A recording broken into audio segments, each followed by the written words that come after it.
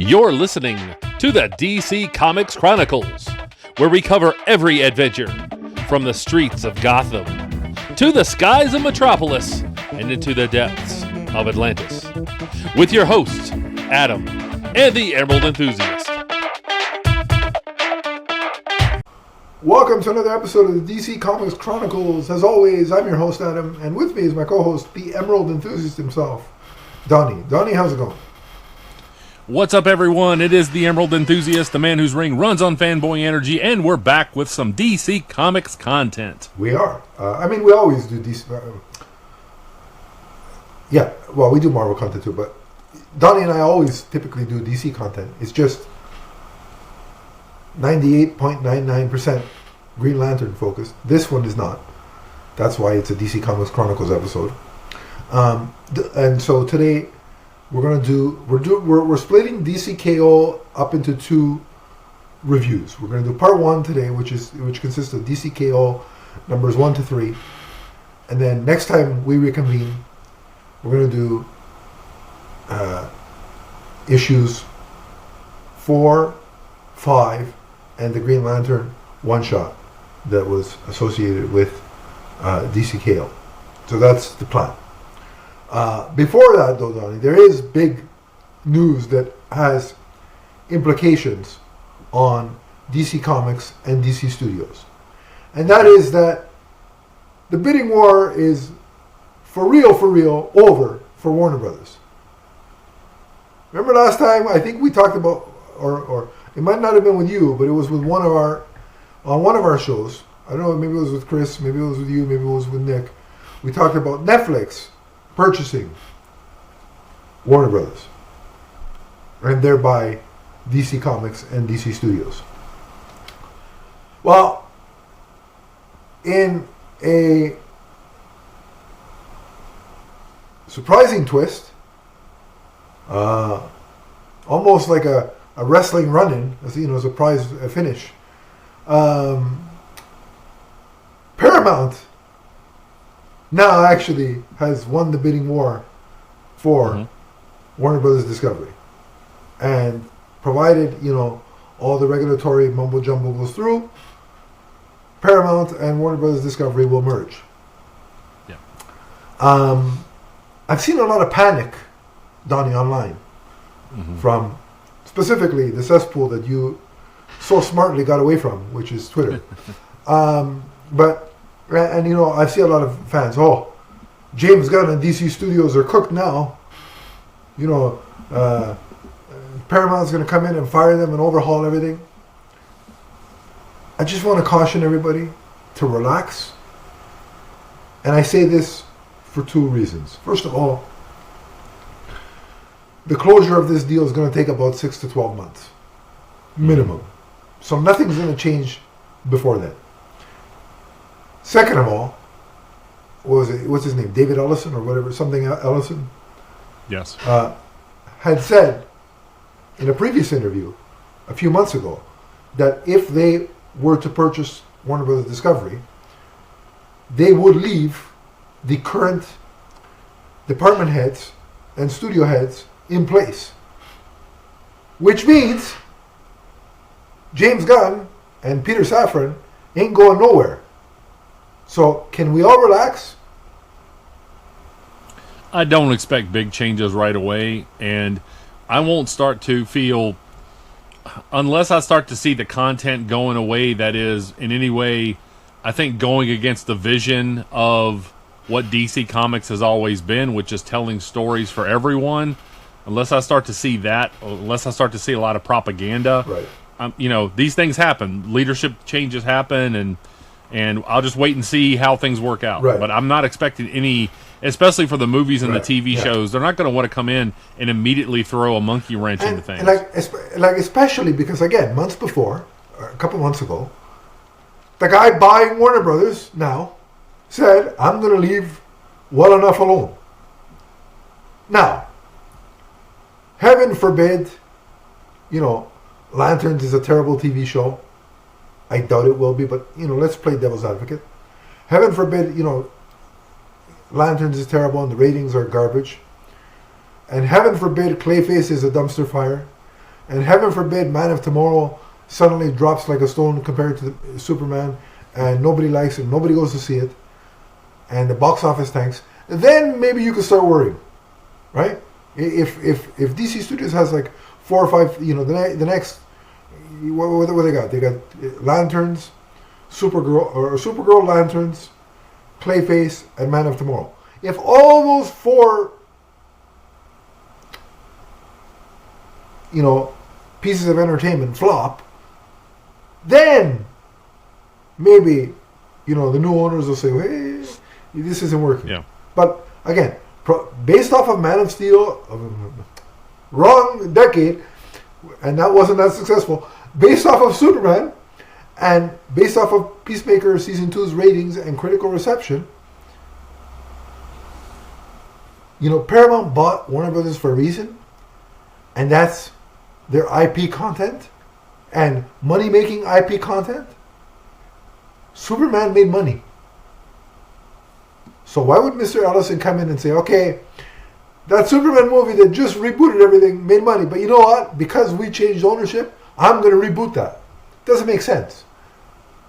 And is going to be involved in the vision of several other movies and TV shows that they already have some of it filmed and ready to go. So the panic doesn't make sense. Just, like I said, enjoy the entertainment.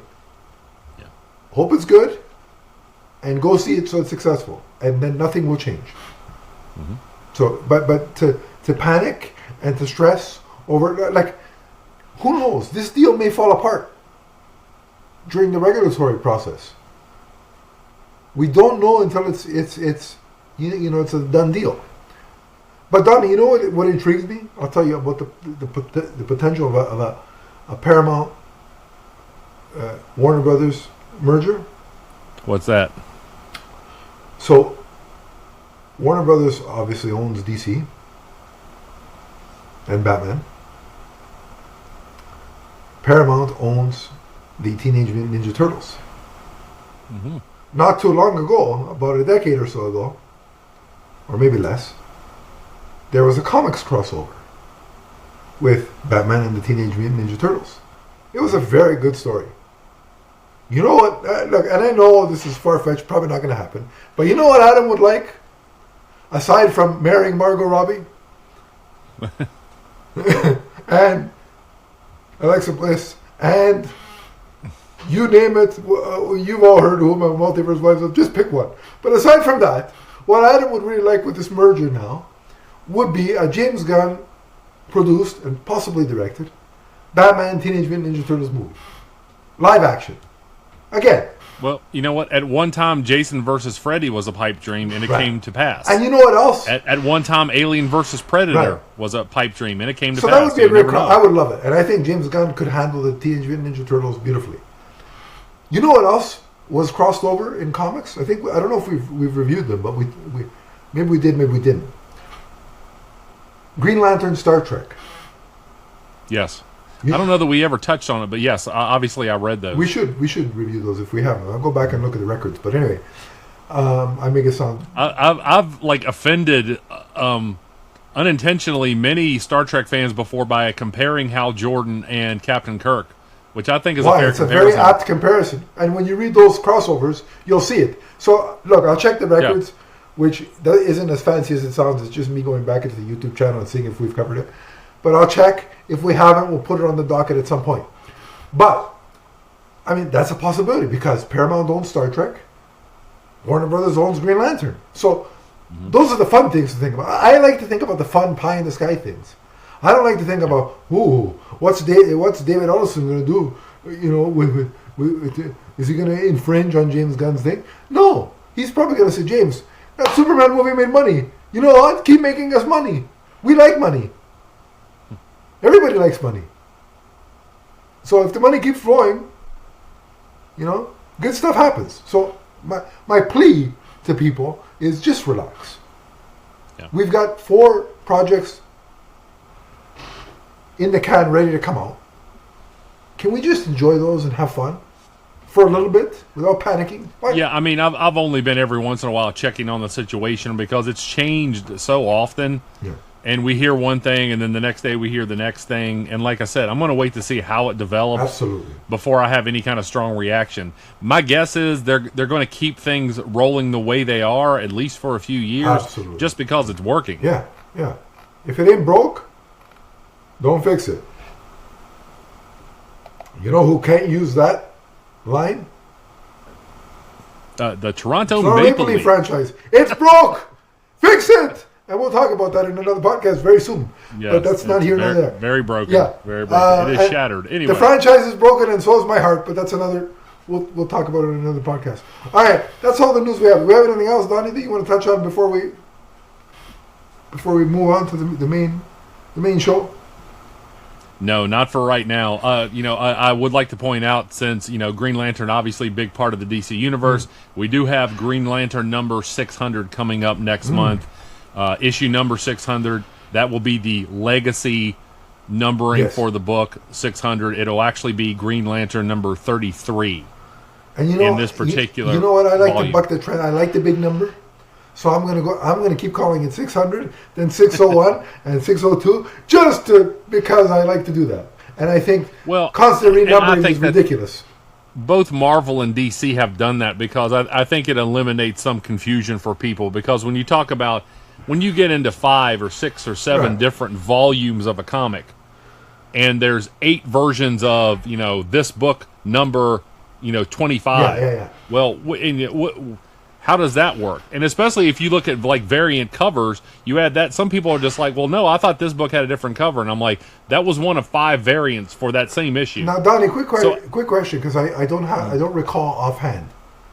Does every issue of Green Lantern have the legacy number on it? That's a recent. I remember exactly when they started that, but no. Okay. It doesn't have. Yeah.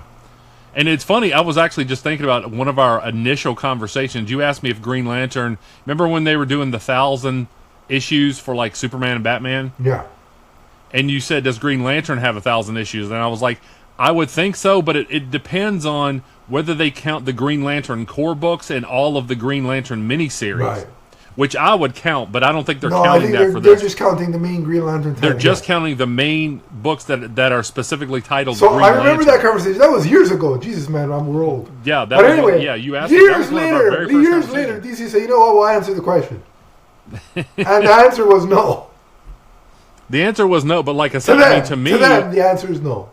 Yeah, to me, Green Lantern Corps and like all of the minis or whatever, those should count.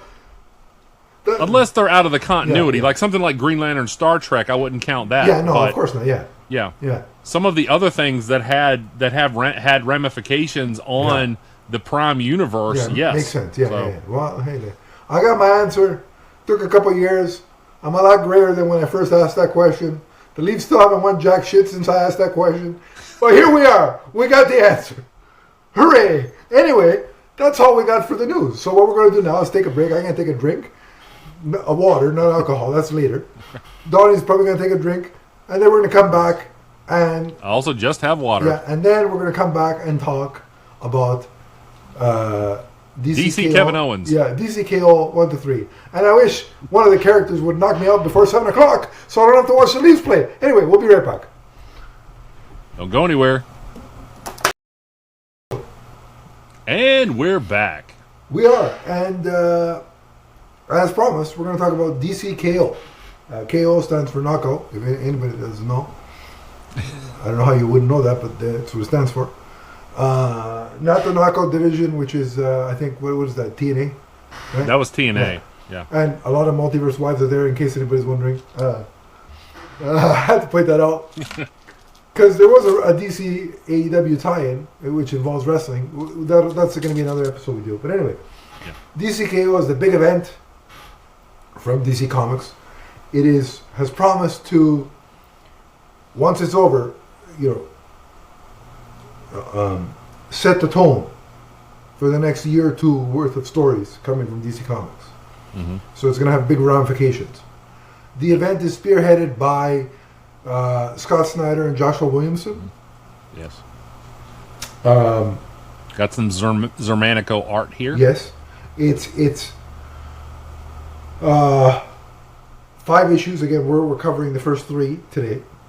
And then there was a bunch of one-shots of miniseries. But we're not going to cover all of those. We're going to cover the Green Lantern ones. But, the Green Lantern one.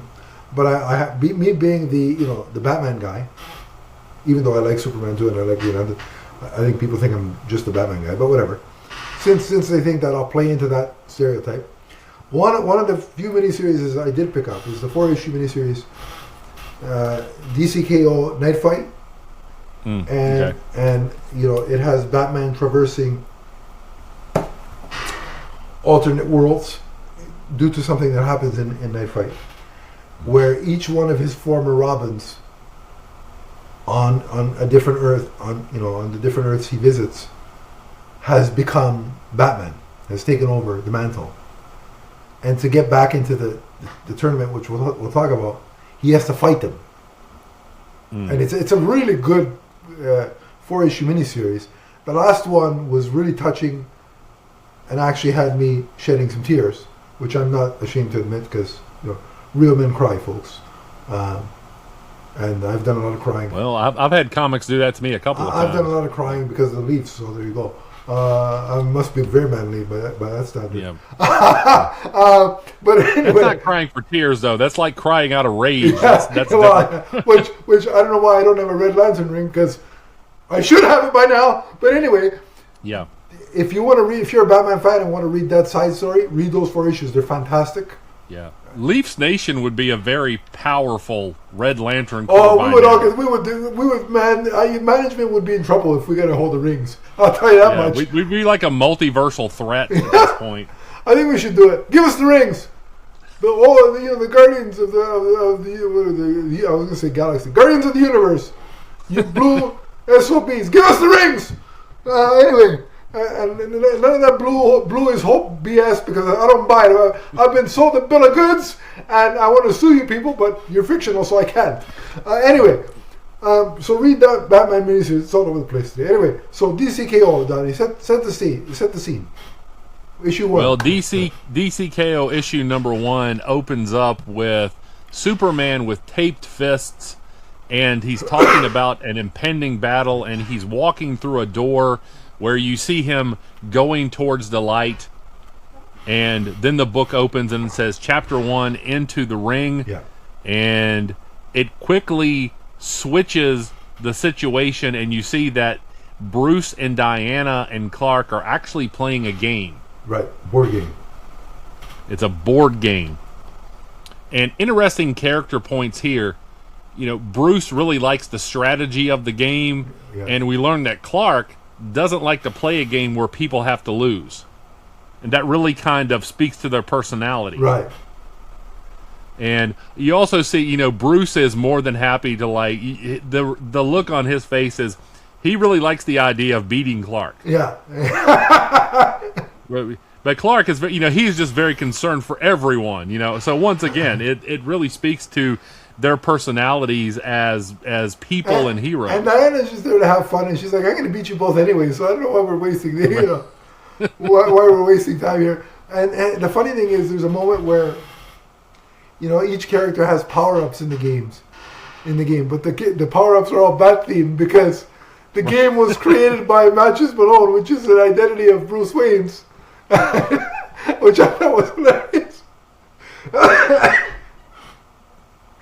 Well, and this scene, however, is very short-lived.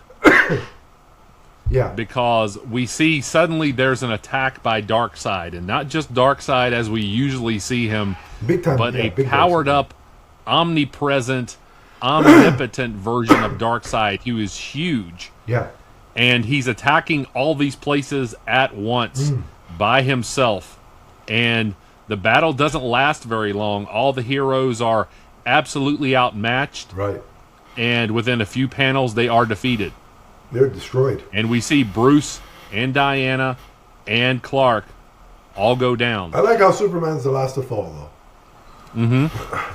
Well, that makes sense. His like, he's featured in a lot of like the promotional art and the covers and things like that. He's kind of front and center. Batman was the first to go, which I'm like, really, DC? You're going to take out your moneymaker first?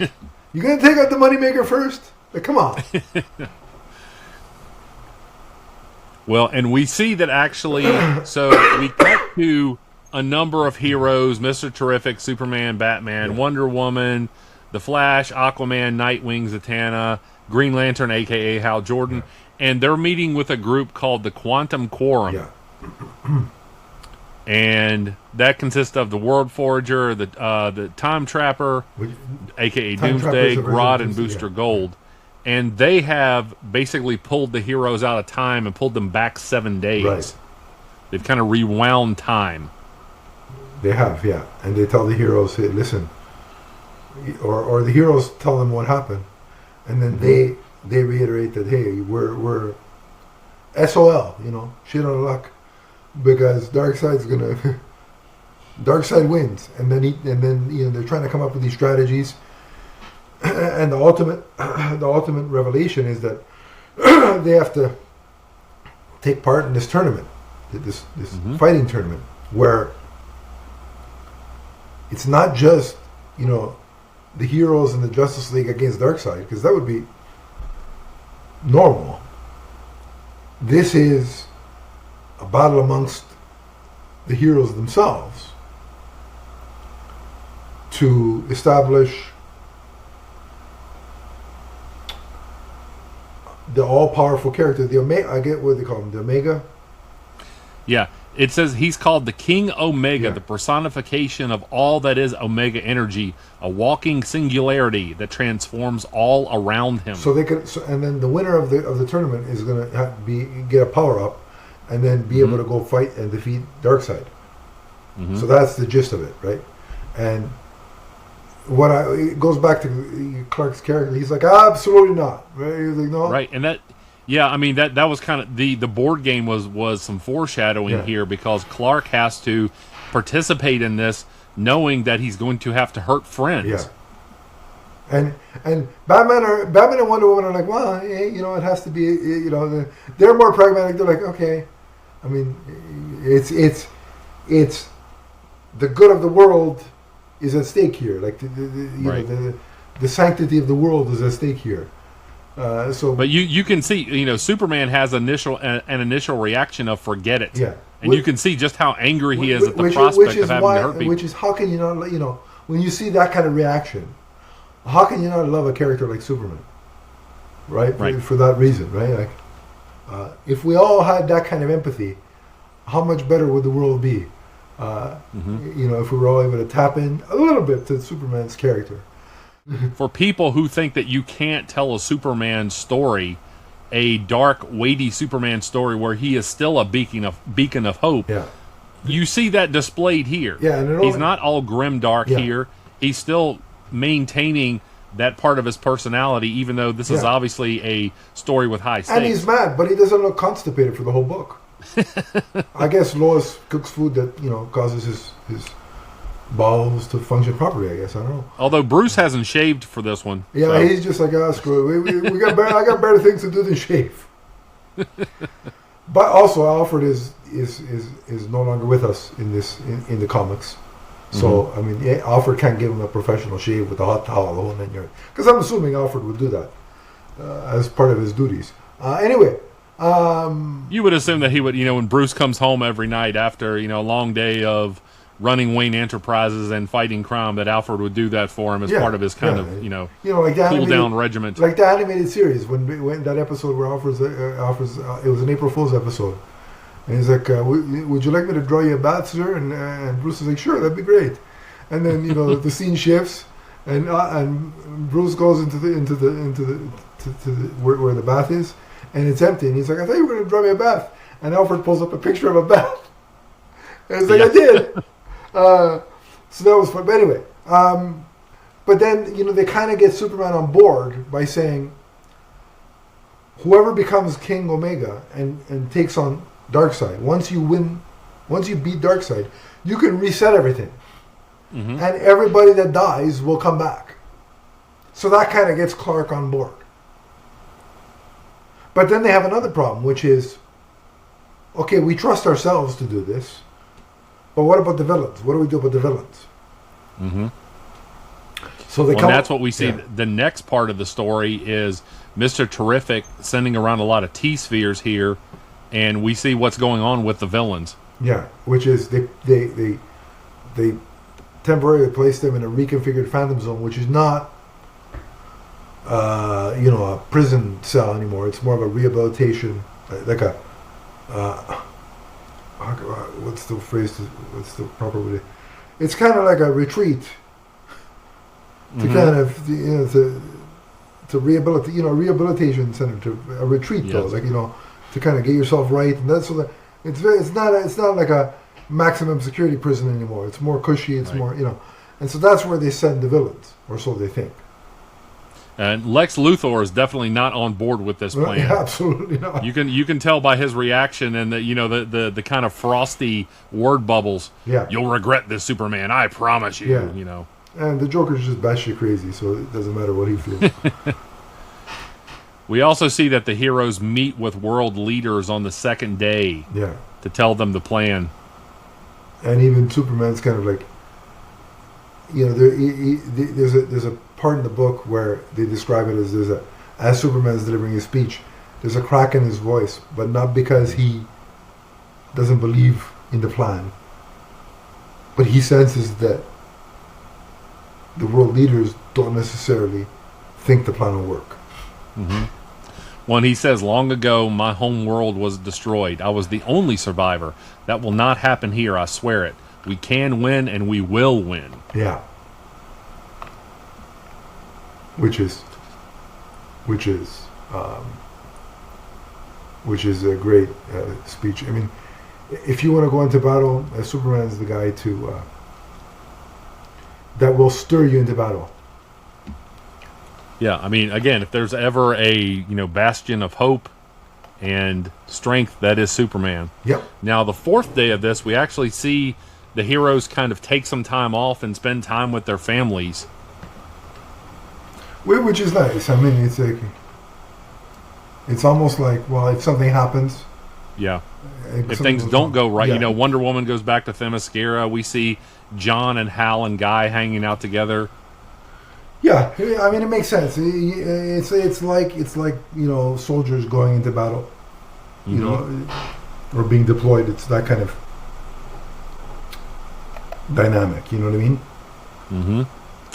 Then not long after that, we see Batman getting the Justice Buster 2 powered up, which is really cool, and Wonder Woman getting her God Killer armor,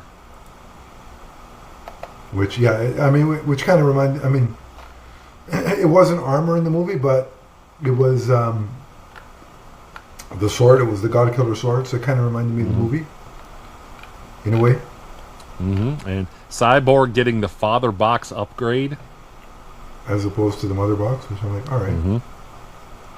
we'll roll with it. And Clark, once again, he kind of wraps his hands in these straps that have like sun knuckles, like the power of sun in these knuckles. Which is really awesome. I really like that they did that, because that kept the motif of like a boxing match or an MMA match. Yeah. It was really cool.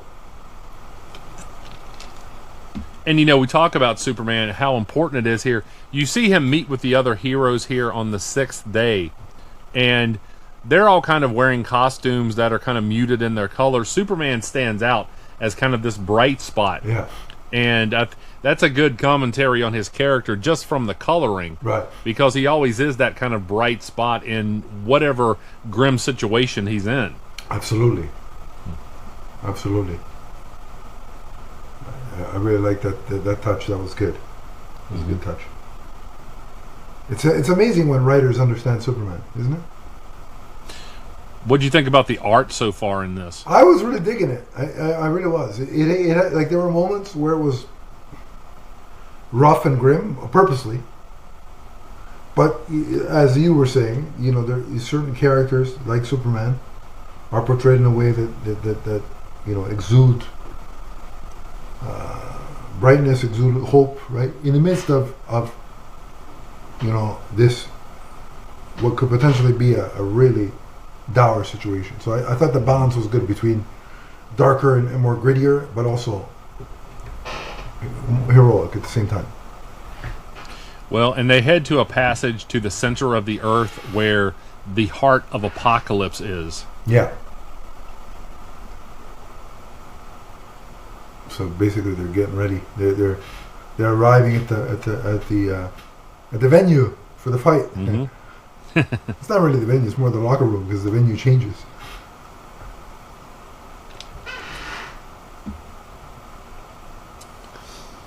And you see some really scary images here of them coming into contact with these beings from Apocalypse. Yeah, it was really drawn very well. It looks very foreboding, very, it looks like the heroes are about to lose just by looking at that destination. Like, it's like, okay, this is not going to end well. Right. And again, it has like this Colosseum look to it. Yeah. And a number of heroes are there. Like a twist. Obviously Superman. Like Billy Batson powering up as Shazam. A twisted Roman Colosseum kind of deal. Mm-hmm, yeah. Yeah. With all these like big demonic looking characters, Yeah. Kind of supervising the thing. Yeah. Very well drawn. And everybody starts the battle, but again, Superman still has reservations. Mm-hmm. And he's imploring himself in his mind, see it as a game. See it as a game. Yeah. But it's hard for him because this goes against his nature.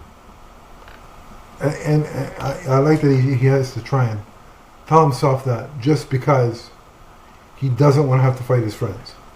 Mm-hmm.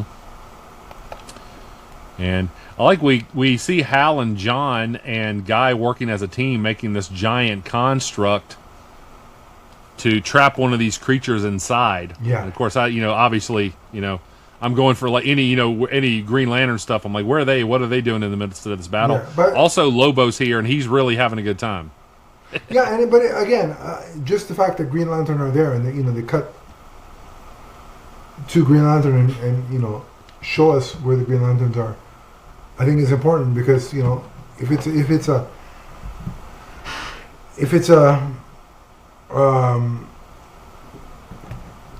a wide-ranging DC mega event, the Green Lantern should be there. They should never be an afterthought. Well, yeah, I mean, sort of the universal police force, they have to be present. It only makes sense. They should never not be there. Yeah. And then the kind of big moment that everybody was talking about, a little controversial at the end of this issue, we see that Batman is killed by the Joker, and quite a few villains have made their way into this place, and Batman, he's stabbed from behind, and Superman is absolutely aghast by the situation. Yeah. And Bruce is like, keep your head in the game, remember what I said. Yeah. But now we have, characters like and the by Joker. By the way, Superman. Just to clarify, when you see Batman taken off the board and with that stab wound or whatever, he's not dead. He's just that's where he's transported into these alternate worlds where where this other miniseries I mentioned earlier starts to take shape. Mm-hmm. But Superman is very angry at this point, and then we see a layout of the various matchups that we're going to see, and there's a number of them here. Yeah. But they include matchups like Batwoman against Plastic Man, and the Joker versus Star Sapphire, and Wonder Woman versus, and who is that? Was it Zatanna? I think. No, that's not Zatanna. Oh, that's Mephisto, I think. Not Mephisto. No, Etrigan. Maybe that is Etrigan. Yeah, it's Etrigan. Yeah. I know she fights Etrigan later in this thing. Yeah, it was Etrigan. Yeah.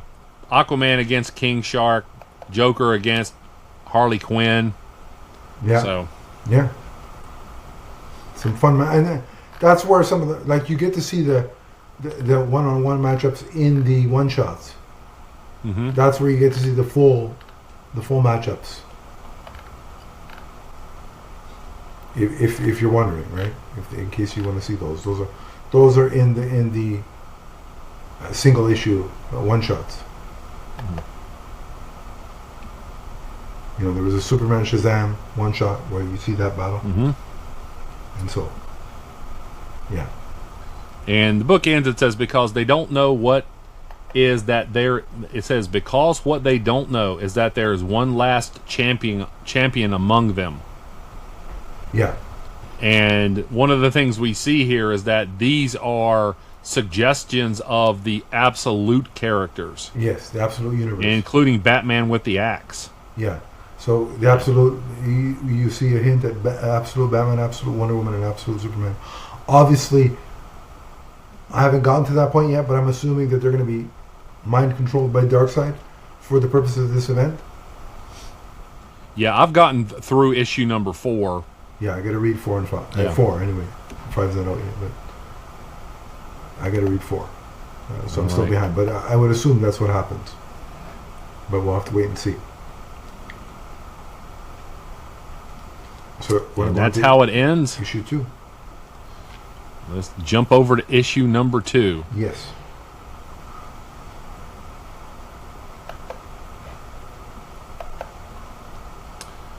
And it says then, it just opens up with the word then, and we see once again the DC Trinity playing the board game. Yeah, I like that it keeps going back to that. Mm-hmm. Like that's like a touchstone that kind of,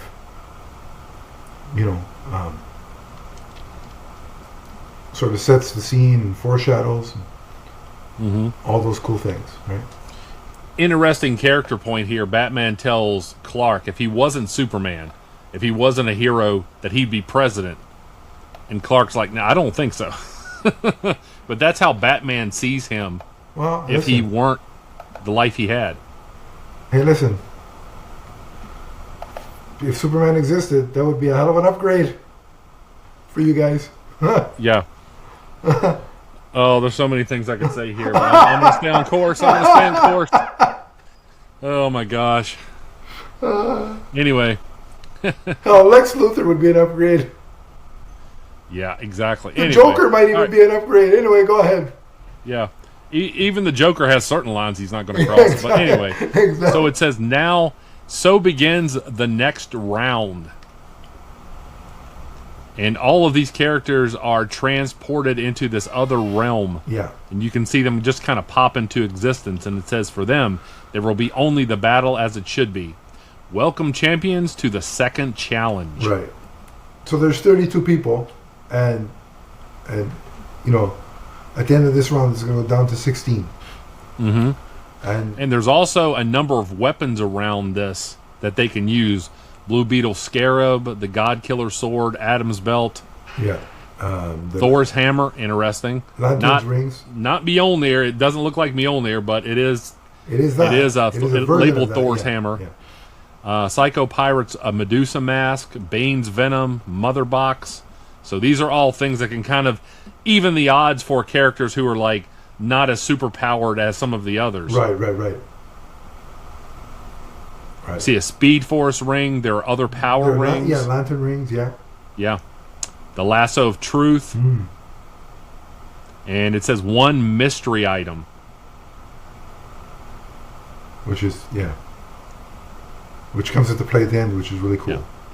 And some of the villains they're more than happy to engage in this. Oh yeah, they're just out there they're just having fun. Yeah. Some of them.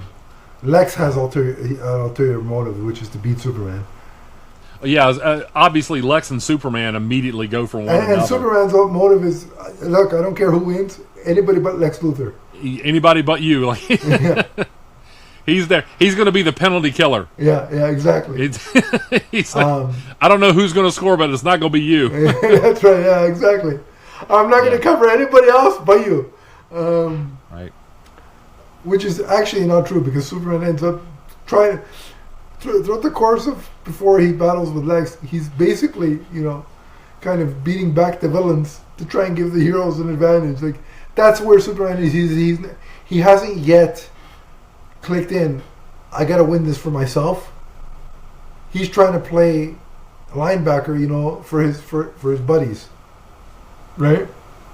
Yep. So, that's kind of cool. But to me, the best part of this issue, Donnie, was the interaction between Superman and Lex, where Superman is able to fashion a blade of black kryptonite, Yeah, and that we're going to come up on something pretty gruesome here Yeah. in just a minute. And he stabs Superman, and then he's also got built into his power suit the different forms of kryptonite, Mm-hmm. and he starts peppering him with different shards of kryptonite. Yeah. And all the We also see. Go ahead. No, go ahead.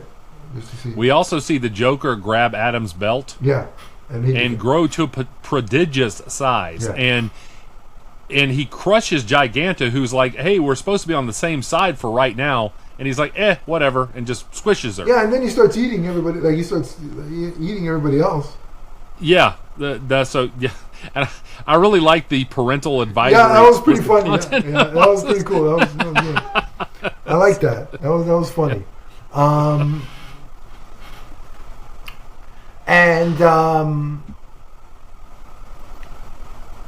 The other thing was, so back to Superman and Lex. You know, as Superman sort of kind of incapacitated, he can't really move because he's been stabbed with kryptonite, right? Lex is saying, you know, I always thought I hated you because you did too much for humanity and you didn't let us rely on our own ingenuity. You didn't allow us to get ourselves out of our own messes. He goes, Right. Well, and that's something that, you know, Lex, that's kind of a constant within his personality, is him seeing Superman as kind of intervening in humanity's business without the right to do so. But then he changes it up and he says, "You putting me in this reformed Phantom Zone showed me that I was wrong, and the reason I hate you is because you don't do enough." Yeah. And he's always been convinced that he could be better for humanity than Superman. So just that but that whole like conversation was just some riveting stuff. Like, that's excellent writing. Yeah, great character development. And understanding the characters. By the way, Guy Gardner gets knocked out from behind by Harley Quinn. Yeah. See her swing her hammer and knock him out because he wasn't aware she was there. But his attitude, man, is just priceless. Like, as he runs through this whole thing. Yeah. And he actually goes after the Flash, the Speed Force ring. Mm-hmm. And I love the line where it's like, well, one can never have too many rings. You know what I mean? Yeah. That was pretty funny. I like that line. Well, and the event that I'm talking about that I mentioned earlier, and you mentioned the sword, Lex actually cuts off one of Superman's hands. Yeah. In a really brutal moment. Right. This is definitely not a kid's story, let me tell you. And then, but it's funny because that, you know, as Superman looks down and out, he recalls game night where, you know, Batman's giving him advice, and he's like, you have to, it's something to the effect of, there are certain points in time where you have to evolve. Bruce is trying to tell Clark, you can't stay stagnant and always do the same thing. And Superman takes that advice, and that is when he has his hand cut off and he's recalling that conversation. I think that's the moment where it clicks in for Superman. It's like, okay, I got to stop holding back. I got to stop worrying about protecting everybody else, and I got to win. I got to want to win this, and that's where the switch happens, where Superman decides, I want to win. Mm-hmm. I want to be the one to take on Darkseid and defeat him. And the battle continues, and Lobo was having a great time because he gets the Venom. Yeah. And he gets even more jacked up than usual. Yeah. Which was fun. And I think this is a primer, just, you know, for Lobo, because he's going to be appearing in Supergirl, so they want to get, you know, readers kind of hyped for that. So that's why we're seeing him in this. And he's also getting his own title soon again. But and then for a while, Starro takes over several members of the Justice League here, including Wonder Woman. Yeah, including Wonder Woman. And this calling them the Starro League, Wonder Woman, and I think Power Girl too. Yes, yeah, Power Girl too. Because Supergirl's fighting Power Girl, which is basically Supergirl fighting an alternate version of Earth version of herself. Mm-hmm. and Supergirl tells her, Power Girl, snap out of it, right? But this is where Wonder Woman takes on Zatanna. Mm-hmm. Well, and she also uses the hammer to call down lightning to shock all of the Starros off of the heroes. So it is kind of and villains, essentially Mjolnir, but it just doesn't look like the Marvel version. Yeah, looks very different for obvious copyright reasons. And then back to Superman. He uses the mystery box, which is some of Darkseid energy. Yeah. And he just unleashes. And seeing Superman like that, again, this book does at this moment in the issue, you can show Superman, angry and really tapping into the sort of the highest level of his power set. Mm-hmm. But what this book gets right is the context, right? And all the while Superman's at the point where he's pissed off and he's just like out to just have at it because he's channeling Darkseid's kind of behavior. As he's talking, you see he's doing it for the right reason, like his inner monologue. He's doing it for the right reasons. And at the core of the character still remains, even though we're seeing him unleash, right? Yeah. And that's where... Well, he's very emotional here. He's not just... He's very traumatized by what's happening. He's not just a stoic, miserable... It's a complex set of emotions that he's experiencing. Yeah. And again, that's something when you have writers and creators that understand the character that they can pull off. Also, we see that Joker uses the belt in kind of the opposite way. He shrinks down and goes inside of Big Barda's head. Yeah. Joker's just, again, he's unleashing chaos to the nth degree with his... Yeah, he's enjoying this. Oh, yeah, he's just having a ball. It's just unbridled chaos. Yeah, and we see Vixen face off with King Shark. That was an interesting battle. Yeah, that was fun. A lot of fun combinations here. Mm-hmm. There was one scene where I thought was cool from a Star Sapphire point of view, where she throws a construct of the entire Fortress of Solitude onto Lex Luthor. That was cool. And we didn't mention that. And she says that's payback for what you did to Superman. Yeah. But before Superman, powers up with Darkseid energy, we forgot to mention that Lex gets his hands on the black ring. Mm-hmm. From the Blackest Night and all that. And resurrects... When Star Sapphire gets her hands on a number of rings. Yeah. But Lex resurrects, like, the Elder Gods. The zombie... and that's who Superman, when he comes... When he powers up, Darkseid style, that's who Superman mows through, with his full force of his power, right? Yeah. So we forgot to mention that. So there's definitely some Lantern influence in this issue. And I really like that, obviously, because he resurrects some of these Elder Gods, and they're kind of zombified, red eyes, flesh hanging off of them. Yeah. And and it says Lex never takes his eyes off of him, and the art here is great because Lex is like, yeah. But seeing Lex get pissed that Superman was able to persevere is always like his hatred of Superman is just it's unrelenting. And it's interesting that the book cuts back to the game, and Lois asks Superman, or Clark specifically, what would you be if you couldn't be Superman? And he goes, I don't know, a fireman. Yeah. So his view of who he would be is very different than what Bruce says. People. Yeah. Yeah. You know, given the context, I like Bruce's idea though. I think President Superman would be good. Yeah.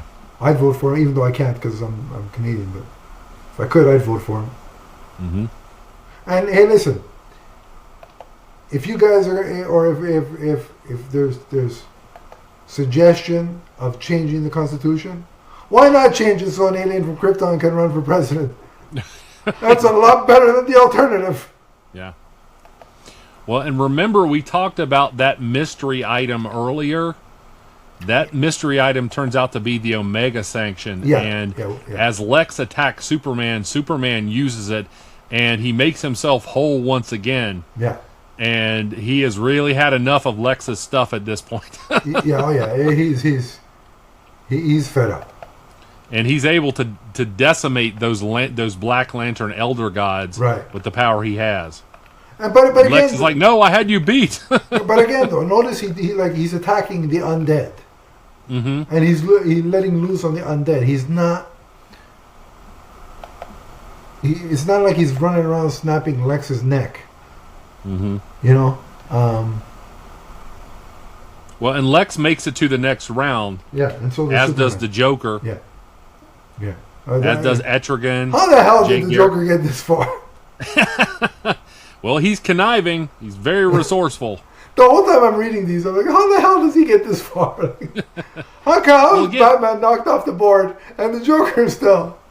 Well, and I like the fact that, again, they introduced items that could level the playing field because obviously Superman or Wonder Woman versus the Joker, complete mismatch. But if he has something to level the playing field on paper, if everything is the way it is, either Superman or Wonder Woman is winning this thing clean. You know, this whole thing. Right? So they had to level the playing field somehow. Right. But yeah, they did that with those number of weapons. Honestly, Donnie, as we come to the end of issue 2, I think this issue was even better than the first one. You know what? Initially, I will say that I wasn't that interested in the premise, but the way it played out, it made it interesting enough to where I started to get invested in the story. Yeah, this one really advanced the story. And a lot of the best stuff was the character work between Superman and Lex.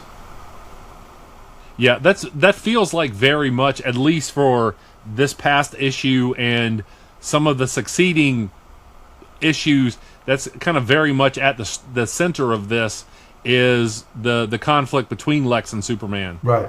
Like Scott Snyder and Joshua Williamson have said, there's, you know, a whole host of DC characters in this, but at its heart, it's a Superman story. And you can kind of see that playing out with these 2 issues. So should we go on to the third one? Mm-hmm. Yes. All right.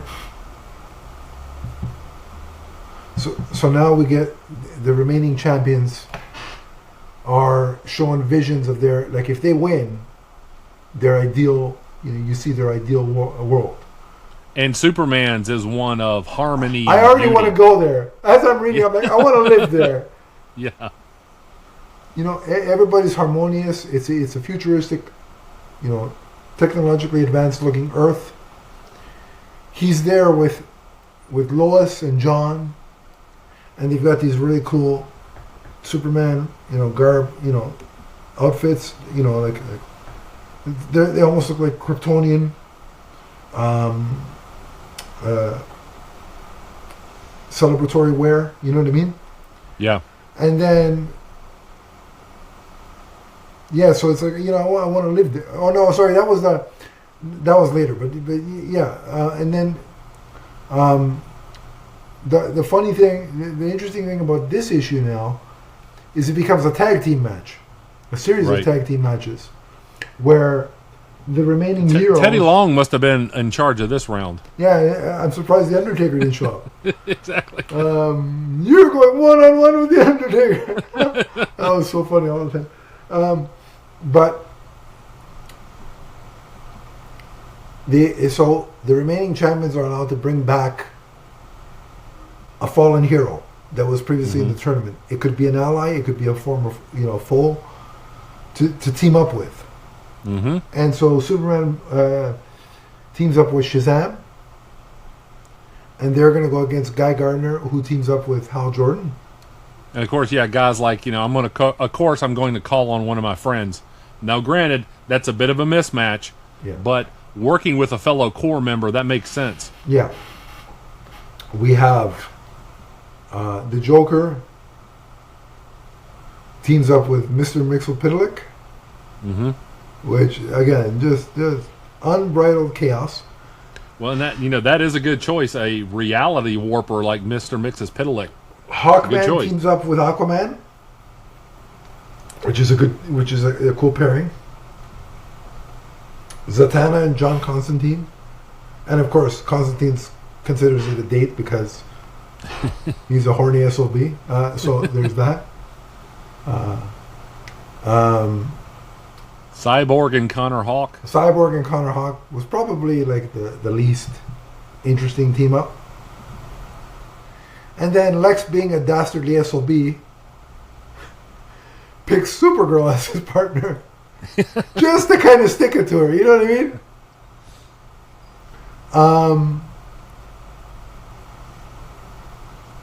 And I think the thing to focus on here, the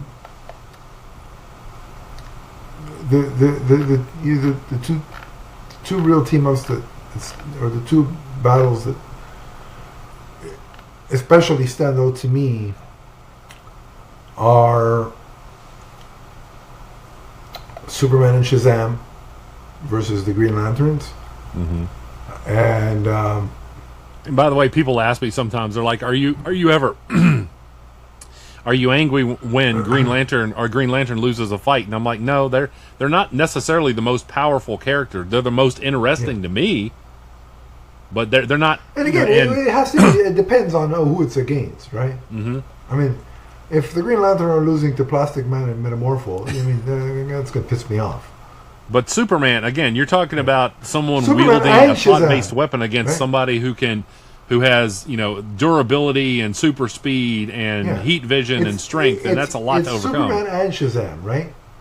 Yeah, exactly. So it's like when Kane and the Undertaker were the brothers of I can't talk. Brothers of Destruction. Who's beating that tag team, right? Yeah.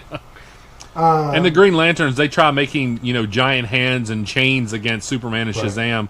Obviously, that's not quite enough. Well, the interesting thing is they create a construct of the Black Mercy, which was the catalyst of the story. Whatever happened to the Man of Tomorrow, and that gives Superman the vision of his utopian world if he won, and that's where you see him with Lois and John in the Kryptonian, formal wear, right, with the gold S on the chest. And then I think the real heart wrencher before Superman's able to break free of the Black Mercy is when Jor-El and Lara show up. Yeah. Right? Because in a perfect world, that would be Superman's perfect world. Is if he never lost his parents or his home planet. But then, of course, he breaks free, and the way they do the breaking free is like because the construct turns green again, and it looks like that classic cover of Superman breaking the kryptonite chains. The chains, yes, which is really cool. And then I really like the moment between Supergirl and Lex, though. Yeah, where basically Supergirl convinces Hawkman and Green Arrow, Connor Hawk. No, sorry, Hawkman and Aquaman, sorry. To team up with her to beat up Lex Luthor. Yeah. So at one point it's a 3-on-1 attack, which I thought was... I'm like, you good. Seriously thought I'd fight alongside you, and yeah. I'm like, good, you deserve it, you devious bald bastard. Exactly. But then he turns the table because he's infected her with a basically cocktail of different kryptonites. And she just turns on everybody. And just starts going wild. So that was a good segment. But then again, I think the Superman portion slightly gets the win in the sense that he asks Shazam to share his power with him. So Shazam says the word, and Superman is now infused with Billy Batson's power. Mm-hmm. And that's he could probably take on an entire squadron of and Green I'm like, okay, Lanterns who's beating? And the best part is both Green Lantern's reaction, because you have Hal saying "holy," and then it's blurred out, but we all know what Guy was saying. It starts with an F, ends with a K. Yeah. And Superman again just unleashes. Again, that's too much power, even for veteran ring slingers like Hal and Guy. That's too much. But he apologizes, right? Superman is like, I don't want to, and he also feels them getting ready to make kryptonite, and that's why he has to act quickly. Right. And I'm sure he held back in terms of how much he unleashed on them. Obviously, there's also a little bit of misdirection in the Joker's fight, because initially it looks like he chooses the Batman who laughs. Yeah, but it's actually Mxyzptlk. Mm-hmm. Which was very cool. And that references the Emperor Joker story. Yes. Yeah. Yes. I really like Mr. Mxyzptlk as his staff. Yeah. Yeah.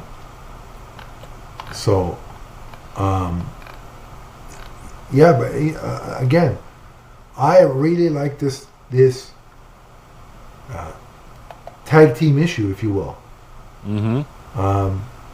And what I like about the 3 issues, as we come to a close, I mean, that was pretty much the end of the issue, right?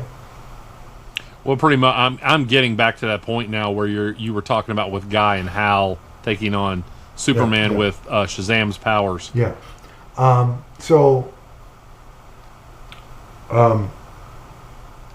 What I liked about all 3 issues is it gave us a different flavor of scenario. And that keeps the book fresh. Mm-hmm. And I really appreciate that. The differing dynamics. And these pairings are exciting. They're unique. Yeah, every battle had a different flavor. Yeah. This feels like it's almost like a Mortal Kombat game. And I kind of like that. I really like the art, too. The coloring in Superman's vision of his perfect world. Right. The white and the gold outfits. That are just like sparkling. That looks really cool. And at the end, we see that there's a big turn, in the sense that we see that Darkseid is hiding in wait as Booster Gold. Mm-hmm. And not only that, but the 3 absolute versions of Batman, Superman, and Wonder Woman are about to enter the fray in the next issue. Yeah, and I expected them to come into the main DC universe at some point. I didn't expect it this early. But obviously DC wanting to capitalize on that popularity. They're twisted versions because they're being controlled by Darkseid. You could tell. Right. By looking. Yeah. Still an appearance, though, and that's got to be very intriguing to some people. Hey, those books are selling like hotcakes. And well done. Well, wasn't Absolute Batman, that was the number one, at least the number one DC selling comic for 2025? Yeah, it's on, issue 1 is on its 10th printing. That's unheard of. Wow. I know it's one of the hottest comics. But honestly, all of them are doing very well. All the Absolute titles are doing very, very well. Yeah. And kudos to By DC. the way, the Shazam-ized version of Superman, that would make a great action figure. I knew at some point an action figure discussion would come into this podcast. And you waited right to the end. You're like, I'm going to save it right to the last moment. So well done for that. But it's a cool looking version of the character. It would be, for sure. Whether it's McFarlane or Mattel, somebody get on that. I'd buy it. But hey, McFarlane's doing a Christopher Reeve version of Superman, so I'm going to be picking that up. You can bet. But I guess we can go ahead and rate. You want to rate all 3 of them together because it's one big story? Is that how you want to do it? Sure. All right, so go ahead. Story and art, what would you rate this? Yeah, so far, I'm going to give them both a 4. Like I said, I wasn't that intrigued when I first heard about this story, the premise of this story, but as it went along, it drew me in more and more and more. Yeah. And for the most part, I have very few criticisms of the art. And really like, again, the drawing here at the end of the Absolute characters, especially Absolute Batman. Yeah, he looks menacing. It says next issue trial by Absolute. Yeah, they're really playing in on that word. Like they're really going in on that. But I'm going to give the story a 4 and the art a 4.5. Like I said, I thought the first issue was a lot of setup, so it was a little bit slower. But the second and third issues got better and better and better. So they're really catching my interest. And again, the pairings and the team ups and the character moments are really keeping me invested. So I'm in, and I'm liking it. And I can't wait to see how it all concludes when we come back here next time. So, but that'll do it for this episode. If you want to keep up with Donnie or I on social media, you can. Donnie, where do they find you? You can find me on Blue Sky or Facebook or Instagram or especially YouTube as The Emerald Enthusiast. Let's talk comics. Let's talk collectibles. Let's talk Green Lantern. Make sure you check out my content on YouTube. I would certainly appreciate it. You should check out his content on YouTube. The great reviews of action figures. He's also dabbled in some specific comic reviews. Check those out. And his channel got him the job here. So yeah, that's how good it is, right? Because I don't hire just any random. I was just talking to my wife about our origin story as a podcasting duo the other day. So. I don't hire any random jabroni as a co-host.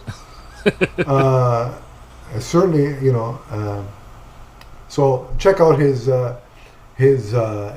channel. It's great stuff. But if you want to chat with me on social media, I'm on Blue Sky as well. I'm on X, Twitter, whatever the hell you want to call it. Adam_leafsfan. Leafsfan is the main handle. If I could put disgruntled, dissatisfied, disheartened in between the Adam and the Leaf fan, I would, but it's too long, so I'm not going to do all that. But that's where I am at. So if you're wondering, and we also have a Facebook group for the podcast network. If you want to join that, I'll have the link in the description. Click that. I will add you, and we can continue the conversation there if you so choose. But remember, DC K.O. is forever, from the first unique battle to the last. So long, everybody. So long, everyone.